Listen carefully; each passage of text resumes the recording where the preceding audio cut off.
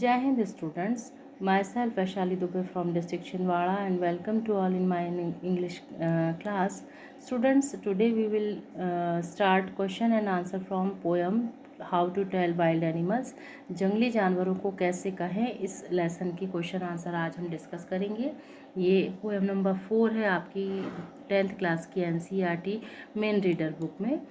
First question है thinking about the poem. First question, does dine really rhyme with lion?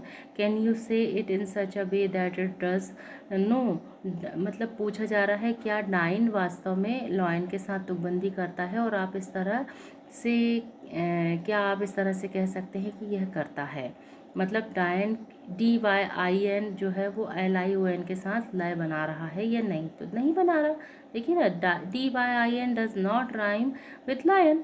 If we change the pronunciation of lion by speaking its as line, यदि हम lion की जो pronunciation है वो LYING बोलें, LION ना बोल के LYING बोलें, तब यह डाइन के साथ क्या होगा, तुकबंदी बनाएगा। Then it may rhyme with the word dine. Next question, how does the poet suggest that you identify the lion and the tiger?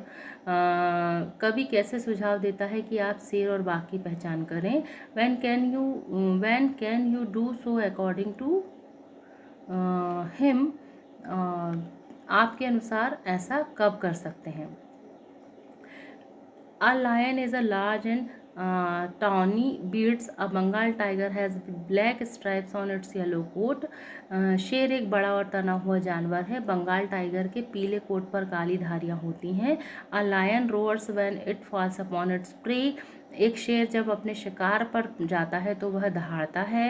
While a tiger attacks silently, जबकि बाघ चुपचाप हमला करता है। We can identify the two while roaming in the jungle, हम दोनों को जंगल में घूमते हुए पहचान सकते हैं। Next question, do you think the words lapped and lap, lapped LEPT and LEP lap in the third stanza are spelled correctly? Why does the poet spell them like this? आपको क्या लगता है कि तीसरे स्टैंजा में lapped और lap शब्दों की वर्तनी सही हैं, और कभी उन्हें इस तरह क्यों उन्होंने लिखा है। The words lapped and lap are not spelled correctly. The poet has spelled them like this in order to maintain the rhyme rhythm of the poem. वो कविता की पंक्ति में रिदम या लयबद्ध बनाने के लिए उन्होंने इसे अलग अलग तरीके से लैप्ड और लैप शब्द यूज़ किया है। The correct spelling of words lapped is leaped. LEPT की करेक्ट स्पेलिंग, इसमें ए साइलेंट करके उन्होंने लैप्ड बोला है। करेक्ट स्पेलिंग LEAPT है।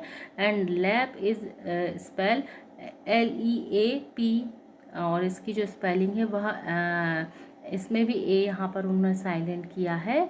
The poet has intentionally spelled them incorrectly to create a sense of humour, और हास्य की भावना पैदा करने के लिए कवि ने जानबूझकर उन्हें गलत तरीके से लिखा है।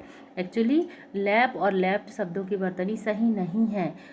जो लैप्ड की है वह लीप्ड उसको बोला जाता है, और लैप को लीप कहा जाता है, बट यहाँ पर उन्होंने लीप्ड को लैप लिखा एंड लीप को लैप लिखा है। Question 4. Do you know what a bear hug is?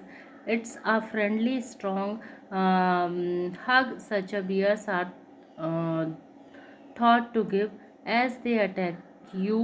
Again, hyenas are thought to laugh and crocodiles to weep crocodile tears as they swallow their victims. Are there similar expressions and popular ideas about wild animals in your own language? यहाँ पर प्रश्न पूछा जा रहा है, क्या आप जानते हैं कि भालू क्या है। यह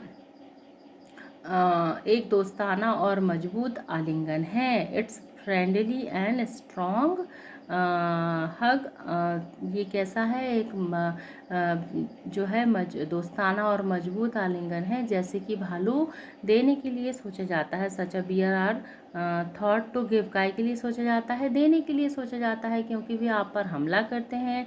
एज दे अटैक यू, फिर माना जाता है hyenas are thought to laugh and crocodile to weep, और हाइना हंसते हैं और मगरमच्छ क्या है, रोते हैं, जिसे हम मगरमच्छ के आंसू कहते हैं, क्योंकि वे अपने शिकार को निकल जाते हैं। As they swallow their victims, मतलब वे अपने शिकार को क्या करते हैं, निकल जाते हैं। Are there similar expressions and popular ideas about wild animals in your own language, क्या आप जो है अपनी भाषा में जंगली जानवरों के बारे में समान भाव और लोकप्रिय विचार जो है आपकी भाषा में है? सो आंसर देखेंगे। आ beer hug is when the bear hugs his prey tightly with both hands and presses him to death. भालू का आलिंगन तब होता है जब भालू अपने शिकार को दोनों हाथों से कसकर गले लगाता है और उसे मौत के घाट उतार देता है। ये पोयम में पढ़ा था। There are indeed similar expressions and popular ideas about wild animals in every language. वास्तव में हर भाषा में जंगली जानवरों के बारे में समान भाव और लोकप्रिय विचार हैं। फॉर एग्जाम्पल, उदाहरण के लिए इन हिंदी में हम कहते हैं वी से मगरमच्छ के आंसू आना, क्रोकोडाइल टीयर्स, हाथी के दांत दिखाने की और खाने की और, अब पछताए होत क्या जब चिड़िया चुग गई खेत, एंड गिरगिट की तरह रंग बदलना। ये सारे जो हैं हमने अपने लोकप्रिय विचार अपनी लैंग्वेज में पढ़े हुए हैं। Question 5, look at the line a novice might nonplus. यहाँ पर जो है नॉविस जो है might nonplus, how would you write this correctly, why is the poet's incorrect line better in the poem. यहाँ पर पूछा जा रहा है कि जो यानी a novice might nonplus पंक्ति देखिए, आप इसे सही तरीके से कैसे लिखेंगे? कवि की अशुद्धि वाली पंक्ति कविता में ज़्यादा सही क्यों लगती है? The line a novice might nonplus can be written correctly as a novice might be nonplussed. However, the poet's incorrect line is better in the poem as it maintains the rhyme scheme of the poem by writing in incorrectly. Nonplus rhymes with thus. Actually कवि ने novice might नॉनप्लस इसको केवल अपने rhythm को बनाने के लिए, poem की राइमिंग स्किल को सही रखने के लिए उन्होंने प्रयोग किया था। ये एक तरीके से नॉविस माइट नॉनप्लस हो सकता था, लेकिन केवल उन्होंने तुकबंदी बनाए रखने के लिए ऐसा गलत तरीके से इसे लिखा। क्वेश्चन 6 देखेंगे। Can you find other examples of poets talking liberties with language either in English or in your own language? Can you find examples of humorous poem in your own language? 6 question है कि क्या आप भाषा के साथ स्वतंत्रता लेने वाले कवियों के अन्य उदाहरण अंग्रेजी में या अपनी भाषा में पा सकते हैं? क्या आप अपनी भाषा में हास्य कविताओं के उदाहरण पा सकते हैं? One can find plenty of examples in poetry where poets take liberties with language. कविता में ऐसे बहुत से उदाहरण मिल सकते हैं जहाँ कवि भाषा के साथ जो है स्वतंत्रता लाते हैं। दिस कॉल्ड पोएटिक लाइसेंस, इसे काव्य लाइसेंस कहा जाता है या कविता का लाइसेंस कहा जाता है। Poet takes such liberties in order to create proper rhyming and rhythm. कवि इससे उचित तुकबंदी और लय बनाने के लिए ऐसी स्वतंत्रता लेते हैं। For example, in the following lines the word pressed is use instead of pressed so that it may rhyme with breast. यहाँ पर उन्होंने प्रेस्ड वर्ड यूज़ किया है ब्रेस्ट की जगह, जो इस ब्रेस्ट के साथ तुकबंदी कर रहा है। A tree whose hungry mouth is pressed against the earth sweet flowing breast. अब देखिए यहाँ पर उन्होंने प्रेस्ड वर्ड यूज़ किया है, जबकि इसकी सही स्पेलिंग प्रेस्ड है, BREST ब्रेस्ट के साथ जो है रिदम बनाने के लिए। Question 7, much of the humour in the poem arise from the way language is used, although the ideas are funny as well. If there are particular lines in the poem that you especially like, share these lines with the class, speaking briefly about what it is about the ideas or the language that you like or find funny. 6 question है seventh question है कि कविता में अधिकांश हास्य भाषा के प्रयोग के तरीके से जो अधिकांश हास्य जो है वो भाषा के प्रयोग के तरीके से उत्पन्न होता है। हालांकि विचार भी अजीब है। यदि कविता में ऐसी विशेष पंक्तियां हैं जो आपको विशेष रूप से पसंद है तो इन पंक्तियों को कक्षा के साथ आप साझा करें।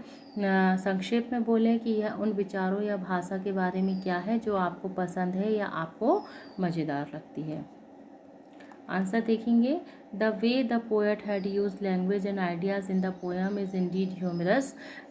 कवि ने कविता में जिस प्रकार की भाषा का प्रयोग किया है वह वास्तव में हास्यपद है। The lines from the poem that appears to be funny are a novel wild beast greets you. The idea that a wild beast is going to welcome you is quite funny.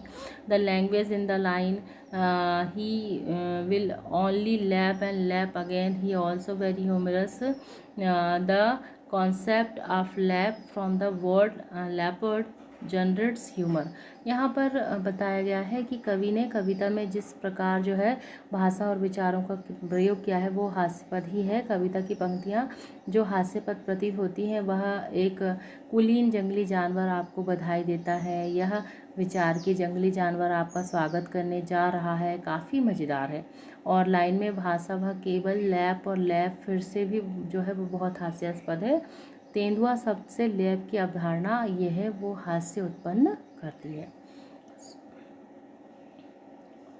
So students, यहाँ पर ये question answer complete हुए। I hope आप इसे समझ गए होंगे। इन्हें आप अपनी कॉपी में याद कीजिएगा, लिख लीजिएगा और इन्हें याद कीजिएगा। Thank you for watching. Have a nice day.